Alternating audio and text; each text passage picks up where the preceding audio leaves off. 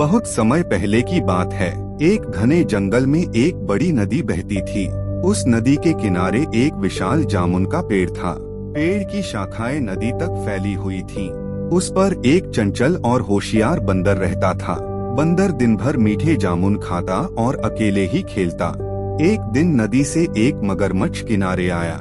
वह थका और भूखा था। बंदर ने उसे देखा और दया आ गई। उसने पेड़ से ढेर सारे जामुन तोड़कर मगरमच्छ को दिए। मगरमच्छ ने बड़े आनंद से जामुन खाए और धन्यवाद कहा। उस दिन से उनकी दोस्ती की शुरुआत हुई। धीरे धीरे दोनों रोज मिलने लगे।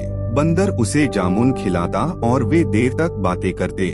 मगरमच्छ अपनी पत्नी के पास लौटकर उसे यह सब बताता। एक दिन मगरमच्छ की पत्नी ने लालच में कहा, अगर ये जामुन इतने मीठे हैं तो सोचो उस बंदर का कलेजा कितना मीठा होगा।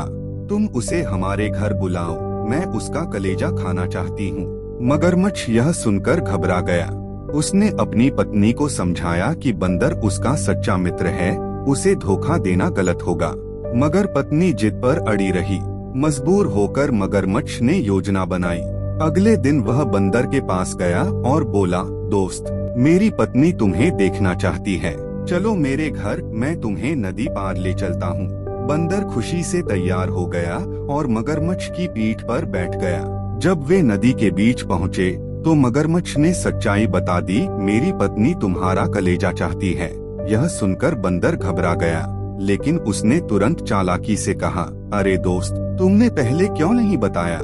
मेरा कलेजा तो मैं पेड़ पर ही छोड़ आया हूँ। चलो वापस चलते हैं। भोले मगरमच्छ ने उसकी बात पर विश्वास कर लिया और उसे वापस किनारे ले आया।